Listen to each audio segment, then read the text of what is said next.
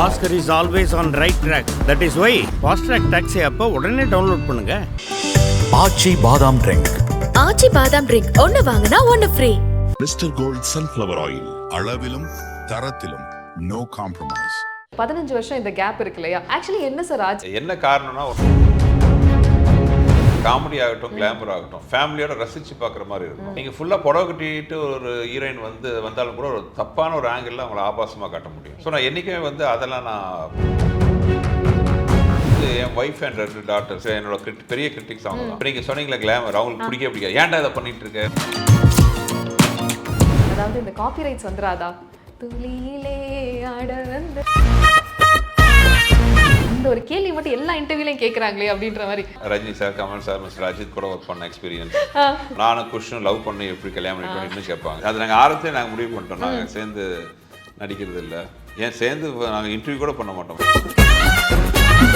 Sanghamitra update அநேகமாக அடுத்த வருஷம் டேக் ஆஃப் ஆகுங்க. இப்போ என்னன்னா பால்ஸ் இன் மைக் ஒரு any song you can sing. எல்லாம் பாடுவாங்க. நான் மாட்டி விடக்கூடாதுன்னு அமைதியாக இருந்தேன். Don't for such a build up is not required. அடுத்த படத்தில் பாட வைக்கலான்னு இருக்கேன். Such a feeling's coming over me. There is wonder in most everything I see. Little talks வியூவர்ஸ்க்கு வணக்கம். இன்னைக்கு கேங்கஸ் படத்தோடைய ப்ரொமோஷனோட இன்டர்வியூ அண்ட் நம்ம கூட 2 ஸ்பெஷலான கெஸ்ட் இருக்காங்க. Director and actor Sundar C sir and Catherine Tresa ma'am. 2 பேரும் எப்படி இருக்கீங்க? Fantastic, great. நல்லா இருக்கீங்க.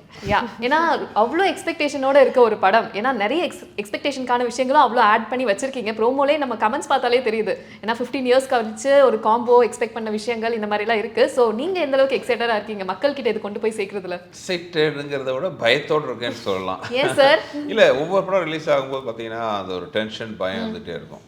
ஏன்னா நம்ம ஒரு ஜட்மெண்ட் வச்சு படம் எடுக்கிறோம், அந்த படம் ஆடியன்ஸுக்கு பிடிக்கணும். ஏன்னா அதாங்க நம்மளோட அல்டிமேட் கோலு. ஸோ அது பிடிக்குமா இல்லையான்னு அந்த தூக்கம் இல்லாத நைட் ஸ்டார்ட் ஆயிடுச்சு இப்போ. ஸோ இப்போ சொல்ல போனால் மோர் ஆஃப் ஒரு பயத்தில் தான் இருக்கேன். யூஸ்வலாகவே எல்லா படத்துக்கு முன்னாடி உங்களுக்கு இந்த மாதிரி ஒரு ஃபீல் இருக்கும்? ஆமாம், எல்லா படமும் டென்ஷன் தான். எஸ், அந்த ரிலீஸ் ஆகி ஆடியன்ஸ் அதை ஏற்றுக்கிட்டா தான் அந்த டென்ஷன் அப்படியே இறங்கும். சூப்பர். அண்ட் நீங்கள் ஒரு விஷயம் சொல்லியிருந்தீங்க, அதாவது வடிவேல் சார் கூட நடிக்க போகிறோன்றப்போ உங்களுக்கு ஒரு விதமான பயம் இருந்தது, நர்வஸ் ஆயிட்டீங்க அப்படின்னு சொல்லிட்டு. அந்த பயம் எப்படி அப்படியே கேஷுவலாக ஆச்சு? Immediately, actually. Okay. So before I could meet sir, of course I was just a little worried because I don't speak Tamil that well, and I was just wondering how we would manage to do a scene together. But he was absolutely fantastic. He's so friendly, and he was just great. In fact, he helped me a lot with my lines. So we got along from the start. ஒரு best மெமரினா என்னவா இருக்கும்? இல்லைனா ஒரு ஃபன்னான moment செட்ல? I think so I was saying that Vadivel sir loves to sing. He made me sing and he's always showing me these videos. I think I remember that. இப்படி சொன்னா பாட சொல்லி கேட்பாங்களே. Any song you can sing? Me? Yeah. I said Vadivel sir is a good singer. Okay. He didn't make you sing? He did, but ஐயோ மாட்டிக்கிட்டேன். Any 2 lines? I'll sing something in English. Okay. நல்லா பாடுவாங்க. நல்லா பாடுவாங்க. நான் மாட்டி விடக்கூடாதுன்னு அமைதியா இருந்தேன். எப்படி பாடுறத முடிவு பண்ணிட்டாங்க உண்மையை சொல்லுங்க. பாடிடலாம். Don't for such a build up is not required. Super singer. சூப்பரா பாடுவாங்க. அடுத்த படத்துல பாட வைக்கலாம்னு இருக்கேன். அந்த அளவுக்கு சூப்பர் சிங்கர். actually இப்ப பில்ட் அப் ஏறிடுச்சு மேம். நம்ம கண்டிப்பா பாடியே ஆகணும். Such a feeling's coming over me. There is wonder in most everything I see. Not a cloud in the sky, got the sun in my eyes, and I won't be surprised if it's a dream. Okay. Sir full பாட்டு பாடி தான் interview time முடிஞ்சிருக்கும். ஆனா உங்க செட்ல ஒரு மாதிரி கலகலப்பா இருக்கும்ல சார்? வடிவேல் சாரும் பாடுவாங்க, இவங்களும் பாடுறப்ப செம்ம ஃபன்னா இருக்கும்ல. ஓகே.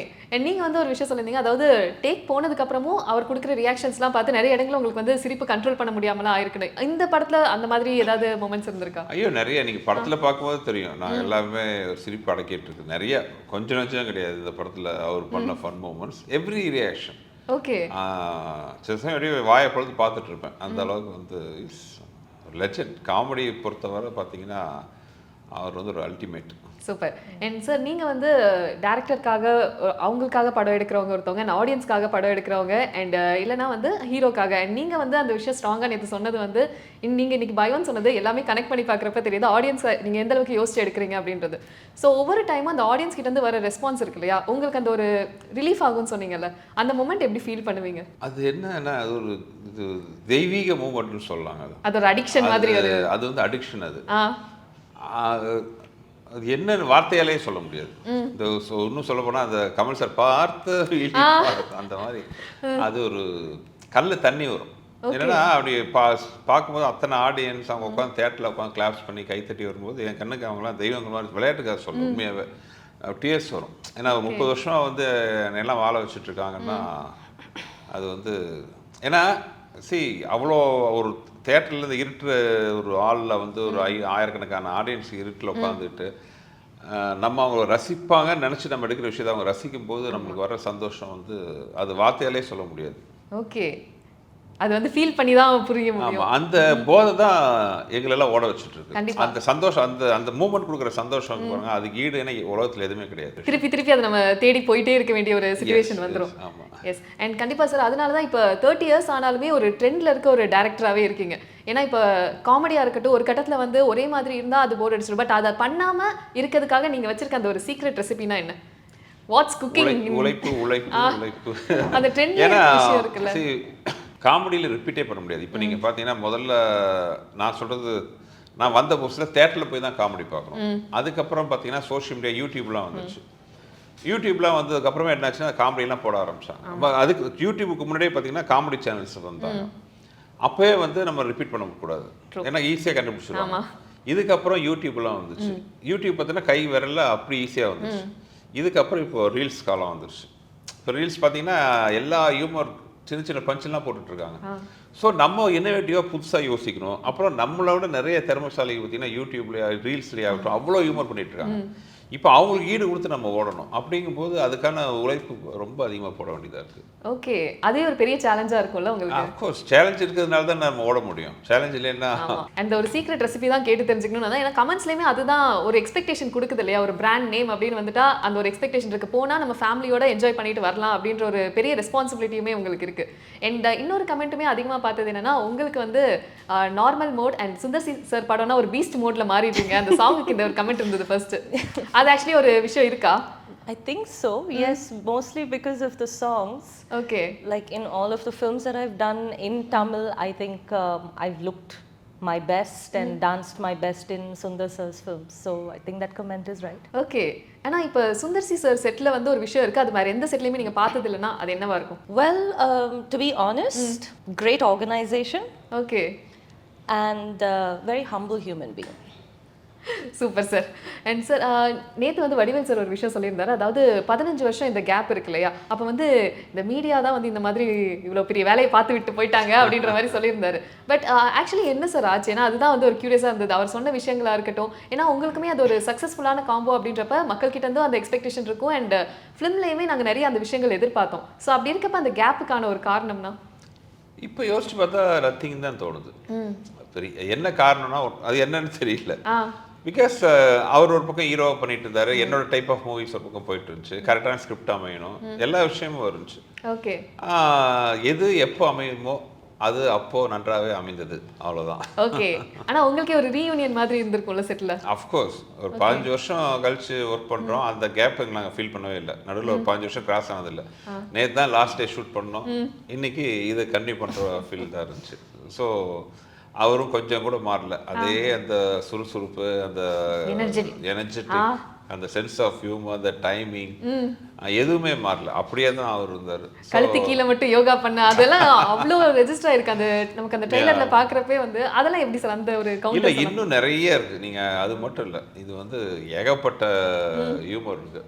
அதான் சில பேர் என்கிட்ட கேட்டாங்க, என்ன இப்போ ஹியூமர்லாம் ட்ரைலர் வச்சிட்டீங்க? இல்லை, ட்ரைலரோட பல மடங்கு. இப்போ நீங்கள் கழுத்து கீழே ஹியூமர் இருக்குன்னு அந்த ஒரு சீன் இருக்கு, அந்த சீனோட பிகினிங் தான் அது. ஓகே, அந்த சீன் ஆரம்பத்துலேயே அந்த டைலாக் வந்துடும். ஸோ எனக்கு என்ன நம்பிக்கை இருக்குன்னா அதுக்கப்புறம் அந்த சீனில் இன்னும் நிறைய ஹியூமர் இருக்கு. ஸோ டெஃபினட்டாக ஆடியன்ஸ் அதை என்ஜாய் பண்ணுவாங்கிற ஒரு சின்ன நமக்குள்ள ஒரு ஒரு தெனா ஒன்று இருக்கும் பார்த்தீங்களா? ஓகே, நம்ம கொடுப்போம் தைரியமாக இதை வைப்போம். ஓகே, ஏன்னா ட்ரைலருங்கிறது வந்து படத்தில் இருக்கிற ஹைலைட் விஷயம்லாம் கொஞ்சம் வைக்கணும். அதே நேரத்தில் காமெடியே ஹைலைட்டான காமெடி விஷயம் படத்தில் ஏதாவது கம்மியாக இருக்கும். தேட்டரில் பார்த்தா சிரிப்பாங்களோ மாட்டாங்களோ அப்படின்ற எனக்கு என்ன நம்பிக்கைன்னா அது கூட இன்னும் நிறைய நல்ல காமெடி இருக்கு. ஸோ கண்டிப்பாக ஆடியன்ஸ் அதை ரசிப்பாங்களோ ஒரு நம்பிக்கை. எஸ். அண்ட் இன்னொரு விஷயம், கெட்டப் பற்றி பேசியே ஆகணும். அந்த லேடி கெட்டப்பாக இருக்கட்டும், நிறைய கெட்டப் போட்டிருந்தார் இல்லையா? அதில் உங்களுக்கு ரொம்ப ஃபேவரட்னா என்ன? எனக்கு எது ரொம்ப இன்ட்ரெஸ்டிங்காக இருந்தது உங்களுக்கு ஷூட்டை? லேடி கெட்டப் வந்து எனக்கு வந்து இன்ட்ரெஸ்டிங்காக இல்லை ஷூட் பண்ணும்போது. ஏன் சொல்கிறேன்னா ரொம்ப டென்ஷனான ஒர்க் அது. அது கிளைமாக்ஸ் அந்த லேடி கெட்டப்பில் கிட்டத்தட்ட எல்லா ஆர்டிஸ்ட் வச்சு ஒரு பெரிய ஒரு விஷயம் நடக்கும். கிளைமாக்ஸ் வந்து நான் ரொம்ப கஷ்டப்பட்டு எடுத்த சீக்வன்ஸில் அது ஒன்று. ஓகே. ஸோ அதை எடுக்கும்போது ரொம்ப டென்ஷன் தான் ரொம்ப இதாக இருந்துச்சு. இன்னொரு கேரக்டர் வரும், அந்த வயசான ஒரு கேரக்டர் வரும், சார்லஸ். அந்த சார்லஸ் கெட்டப் தான் எனக்கு ரொம்ப பிடிக்கும். ஏன்னா அந்த சார்லஸ்க்கு வந்து டைலாக்கே கிடையாது, டைலாக் கம்மி, நிறைய எக்ஸ்பிரஷன்ஸ் கொடுக்கும். பாடி லாங்குவேஜ் விட பார்த்தீங்கன்னா எக்ஸ்பிரஷன்ஸ் தான். ஓகே. வடிவேல்னா வந்து கிரேட், பாடி லாங்குவேஜும் சூப்பராக இருப்பார். ஆனால் அந்த சார்லஸ் வந்து ஒரு இடத்துல உட்காந்துக்கிட்டு ஒன்லி ஃபேஷியல் ரியாக்ஷன் மட்டும்தான் அன்பிலீவலாக பண்ணியிருப்பார். ஸோ எனக்கு ரொம்ப பிடிச்சது இந்த சார்லஸ். ஓகே. அண்ட் இன்னொரு விஷயம், உங்ககிட்ட எல்லாருக்கும் ரொம்ப பிடிச்சது என்னன்னா அந்த கான்ஃபிடன்ஸ். இப்போ 12-13 வருஷம் கழிச்சுமே உங்களால் அந்த ஆடியன்ஸை அதே மாதிரி என்டர்டைன் பண்ணி கொண்டு போக முடியுதுன்னா அந்த ஒரு கான்ஃபிடன்ஸ் எப்பயுமே உங்களுக்கு ஒரு பெரிய பூஸ்டாக இருந்திருக்குல்ல சார்? அது சொல்ல மாட்டாங்க, பயம்தான். ரெஸ்பான்சிபிலிட்டி தான் இருக்கும். ஏன்னா இப்போ நான் ஆல்ரெடி இதுக்கு முன்னாடி ஹியூமர் பண்ணியிருக்கேன், இல்லை சக்ஸஸ் கொடுத்துருக்கேன். இப்போ அடுத்த படம் வந்து அந்த எக்ஸ்பெக்டேஷனுக்கு அளவுக்கு ஈடு கொடுக்குற மாதிரி இல்லை அதுக்கு மேலே பண்ணணும். ஸோ அங்கே வந்து கான்ஃபிடன்ஸுங்கிறத விட அந்த ரெஸ்பான்சிபிலிட்டி தான் அதிகமாக இருக்கும்னு நான் சொல்லுவேன். ஓகே. ஸோ அந்த பயம் தான் ஒரு புஷிங் ஃபோர்ஸாக இருக்குது. எஸ். அண்ட் இப்போ வந்து ஃபேமிலி ஆடியன்ஸ் நிறைய பேர் இருக்காங்க அப்படின்றப்ப, அண்ட் இன்னொரு விஷயம், காமெடி அண்ட் கிளாமர் ரெண்டுமே வந்து சுந்தர் சி சார் படம்னா ஒரு எக்ஸ்பெக்டடான ஒரு விஷயமா இருக்குது. ஆனால் ரெண்டையுமே பேலன்ஸ் பண்ணுறதே ஒரு பெரிய சேலஞ்ச் இல்லையா? அது எப்படி பண்ணுறீங்க? கஷ்டம் தாங்க. ரிப்பீட் ஆகக்கூடாது, புதுசாக இருக்கணும், அதே நேரத்தில் ஆடியன்ஸ் ரசிக்கிற மாதிரி இருக்கணும். ரொம்ப கஷ்டம், நரக வேதனை தான். எஸ். ஆனால் அந்த ஒரு எக்ஸ்பெக்டேஷன் எப்பயுமே இருந்துகிட்டே இருக்குல்ல, இவர் படம்னா கண்டிப்பாக இது ரெண்டும் இருக்கும் அப்படின்ற ஒரு எக்ஸ்பெக்டேஷன் இருக்கு. இல்லை, நான் அதை கிளாமருங்கிறது வந்து ஒரு அழகாக காட்டணுங்கிறதுல எனக்கு ஒரு ரெண்டுமே, அது காமெடி ஆகட்டும் கிளாமர் ஆகட்டும், ஃபேமிலியோட ரசித்து பார்க்குற மாதிரி இருக்கணும். காமெடியில் வந்து வல்காரிட்டியோ டபுள் மீனிங் டைலாக்கோ இல்லை உருவ கேலியோ இல்லை மற்றவங்களை ரொம்ப அடிச்சு பண்ணுற காமெடியோ இதெல்லாம் எனக்கு பெரிய உடன்பாடு இல்லை. ஓகே. எல்லாரும் ரசிக்கிற மாதிரி ஒரு ஃபேமிலியோ ரசிக்கிற மாதிரி காமெடி. அதே same goes to glamour also. Glamour வந்து அவங்க ஆர்டிஸ்ட் என்ன ட்ரெஸ் போட்டிருக்காங்கிறத விட கேமரா ஆங்கிள்ஸுங்கிறது ரொம்ப முக்கியம். நீங்கள் ஃபுல்லாக புடவை கட்டிட்டு ஒரு ஹீரோயின் வந்தாலும் கூட ஒரு தப்பான ஒரு ஆங்கிளில் அவங்கள ஆபாசமாக காட்ட முடியும். ஸோ நான் என்றைக்குமே வந்து அதெல்லாம் நான் பண்ணுறேன், அது எனக்கு பிடிக்காத விஷயம். அது ஒரு வல்காரிட்டி, அந்த தப்பான ஆங்கிள்ஸ், அப்புறம் ரொம்ப டபுள் மீனிங் டைலாக்ஸ், இதெல்லாம் எனக்கு உடன்பாடு இல்லை. ஸோ அதனால் என்னென்னா என் படத்தில் காமெடி ஆகட்டும் கிளாமர் ஆகட்டும் எல்லாருமே ரசிக்கிற மாதிரி இருக்கும். ஓகே. அதுதான் இத்தனை வருஷமும் ட்ரெண்ட்ல இருக்குன்னு நினைக்கிறேன். அதனால தான் மேபி இந்த விஷயங்கள்லாம் யோசிச்சு பண்றதுனால கூட இருக்கலாம் இல்லையா?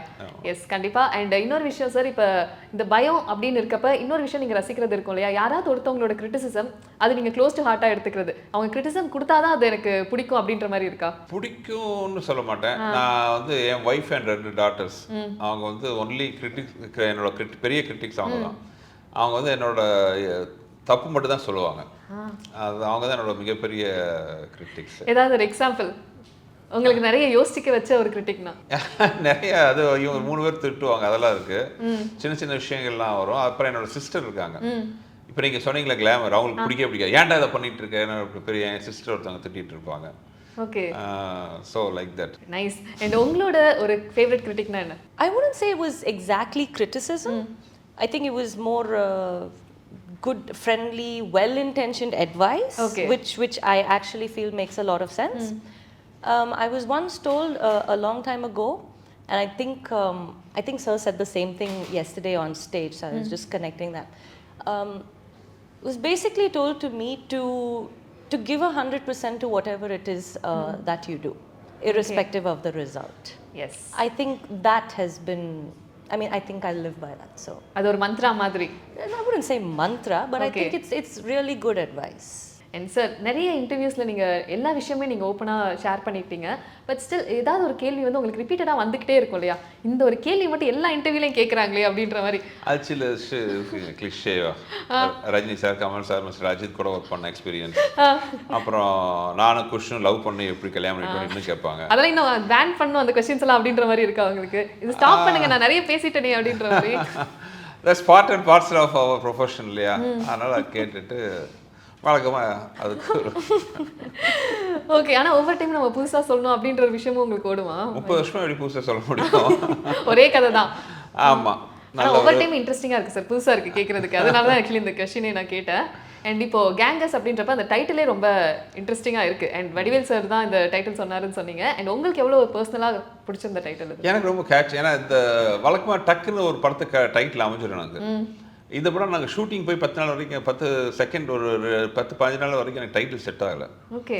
பிகாஸ் எனக்கு என்னென்னா அது ஒன்று ஃபிக்ஸ் ஆகிட்டு அது வந்து ஒரு வார்த்தையில் இருக்கணும், அதே நேரத்தில் சம்திங் கேட்சியாக இருக்கணும் அப்படின்ட்டு எனக்கு அது செட்டே ஆகலை. என்னென்னமோ நான் யோசிச்சுட்டு இருக்கேன், ஒன்றும் லென்த்தாக வருது, இல்லை ஒரு ஒன் வேர்டாக வந்தால் இன்ட்ரெஸ்டிங்காக வர மாட்டேங்குது. அப்போ தான் ஆக்சிடென்ட்டில் இந்த மாதிரி பேச்சுவாக்கில் வடிவேல் இன்னசென்ட்டாக சொன்ன அந்த ஒரு வார்த்தை வந்து கேட்சிங்காக இருந்துச்சு. அங்கே வச்சது தான் கேங்கர்ஸ். ஓகே. அண்ட் சார் அப்புறம் நீங்கள் வந்து நேற்று இது ஒரு கிளிம்ஸ் ரிலீஸ் பண்ணியிருந்தீங்களே, அதில் வந்து கமெண்ட் செக்ஷனில் வந்து ரிப்பீட்டடாக ஒரு விஷயம் கேட்டுகிட்டே இருந்தாங்க. அதாவது இந்த காப்பிரைட்ஸ் வந்துடாதா, துளியிலே ஆட வந்த வணக்கம் நெக்ஸ்ட்டு. ஏன்னா அந்த கேள்வி கேட்டுட்டு இருந்தாங்க. அப்போ தான் ஆமாம்ல இது கண்டிப்பாக யோசிச்சிருப்பார்ல, நீங்களும் யோசிச்சிருப்பீங்களா அப்படின்ற மாதிரி ஒரு டவுட் வந்தது. இது வேற டெக்னிக்கல் பதில் அப்புறமா சொல்லிக்கலாம். ஓகே. எஸ், கண்டிப்பாக. ஏன்னா நிறைய எக்ஸ்பெக்டேஷன் இருக்குது கண்டிப்பாக இந்த படத்துக்கு அப்படின்றப்ப. அண்ட் கண்டிப்பாக மக்கள்கிட்ட நீங்கள் ஒரு விஷயம் நீங்கள் மக்களுக்காக பண்ணுறேன் அப்படின்னு சொன்னதுனால கேட்குறேன். இப்போ வந்து ஆடியன்ஸோட பல்ஸாக நீங்கள் மைண்டில் வச்சிருக்க விஷயங்கள் என்ன? இப்போ இருக்கிற ஸ்ட்ரெஸ்ஃபுல் லைஃப்பில், எப்பவுமே ஸ்ட்ரெஸ்ஃபுல் லைஃப்னு எல்லாத்துக்குமே இருக்கும். I think entertainment is a big factor. ஒரு சினிமா தேட்டருக்கு வந்து ஆடியன்ஸ் உள்ள வந்து உட்காந்து they want entertainment. என்டர்டெயின்மெண்ட் வந்து நான் வந்து ஹியூமர்னு மட்டும் சொல்ல மாட்டேன். அது ஆக்ஷனாக இருக்கலாம், ரொமான்ஸாக இருக்கலாம், நல்ல சாங்காக இருக்கலாம். பட் அது 2 மணி நேரம் வந்து என்ன, ஐ எம் நாட் டாக்கிங் எல்லா டைரக்டருக்கு பொதுவாக சொல்லலை, சுந்தர் சிங்கிற என்னோட சார்பாக நான் சொல்லுவது வந்து என்னோட கடமையாக வந்து அந்த ஒரு 2 hours தேட்டரில் வந்து அவங்க உட்காடுறவங்கள வந்து அவங்க கவலையை மறந்து அந்த 2 மணி நேரம் அவங்கள சந்தோஷமாக வச்சுருந்து அனுப்பணுன்ட்டு தான் என்னோட கடமையை நான் பார்க்குறேன். அந்த மாதிரி படங்கள் தான் நான் வந்து எடுக்கணுன்ட்டு ஆசைப்பட்றேன். எஸ், அதுதான் ஒர்க் ஆகிட்டும் இருக்குது கண்டிப்பாக. இன்னொரு கேள்வியும் உங்ககிட்ட அதிகமாக கேட்பாங்கன்னு நினைக்கிறேன். சங்கமித்ரா அப்டேட் அநேகமாக அடுத்த வருஷம் டேக் ஆஃப் ஆகுங்க. நான் இது ஒவ்வொரு படத்தையும் சொல்லிட்டு இருப்பேன். இந்த தடவை சீரிஸ் இப்போ வந்து என்னென்னா பால்ஸ் இன் மை கோர்ட் எப்போ ஆரம்பிக்கணுங்கிறது வந்து நான் முடிவு பண்ணிக்கலாங்கிற அளவுக்கு ஒரு நல்ல பொசிஷனில் இருக்குது. இதுக்கு முன்னாடி வந்து எல்லாமே கூடி வரணுங்கிற பொசிஷன். இப்போ என்னோட கமிட்மெண்ட்லாம் முடிச்சுட்டு நான் அதை எனக்கு, ஏன்னா ஒன்ஸ் சங்கமித்ரா ஆரம்பிச்சேன்னா ஒரு 2-3 வருஷம் அது மட்டும்தான் பண்ண முடியும். ஸோ இப்போ இருக்கிற கமிட்மெண்ட்லாம் முடிச்சுட்டு I am planning to start. Okay. Yes, நல்லபடியாக அடுத்த வருஷம் ஆரம்பிக்கணும்னு நம்புறேன், பார்ப்போம். ஏன்னா இப்படி தான் மதகஜ ராஜா பல நாளாக சொல்லிட்டு இருந்தேன், அது வரும், எப்போ வந்தாலும் ஓடும் அப்படி. நாங்களும் அப்படியே வெறித்தனமாக வெயிட் பண்ணுறோம். ஆனால் அதுக்கேற்ற மாதிரியே ரொம்ப நிறைவாக இருந்தது பார்க்குறப்ப, ரொம்ப சந்தோஷமா இருந்துச்சு. 13 வருஷம் கழிச்சு வந்து எல்லாருமே ரசிச்சிங்க. இப்போது அதை விட ஒரு சந்தோஷம் வந்து ஒரு டைரக்டருக்கு கிடையாது. ஸோ ரொம்ப I am so happy. Kumudha happy. Happy. Yes. And இன்னொரு கேள்வி சார், அதாவது இப்போ உங்களுக்கும் குஷ்பு மேம்க்கும் இப்போ வந்து ரீசெண்டாக நீங்கள் 2 பேர் பேர் பண்ணி நடிச்சா நல்லா இருக்குமே அப்படின்னு இப்போ ஏதாவது ஸ்கிரிப்ட்ஸ் வந்திருக்கா? எப்பவுமே கிடையாது. அது நாங்கள் ஆரம்பத்திலே நாங்கள் முடிவு பண்ணிட்டோம், நாங்கள் சேர்ந்து நடிக்கிறது இல்லை. ஏன் சேர்ந்து நாங்கள் இன்டர்வியூ கூட பண்ண மாட்டோம் மேக்ஸிமம். ஆமாம் சார், அது ரொம்ப நாளாக எல்லாம் ட்ரை பண்ணிட்டு இருக்க ஒரு விஷயமா அது என்ன, எங்களுக்கு என்ன அதெல்லாம் ஒன்று வாங்கினா ஒன்று இலவசமா அப்படிங்கிற மாதிரி தோணும். அதனால அண்ட் தேங்க்யூ ஸோ மச். அதாவது நிறைய விஷயங்கள் ஷேர் பண்ணிக்கிட்டீங்க. அண்ட் எப்பயுமே அந்த ஒரு ரெஸ்பான்சிபிலிட்டியாக இருக்கட்டும். அண்ட் நீங்கள் பேசுகிற விஷயங்கள் நிறைய சியர்ஃபுல்லாக ஆடியன்ஸ்க்கும் அதே அந்த சியர் எடுத்துகிட்டு போயிருக்கீங்க. Thank you so much both of you. All the best. Thank you. Thank you.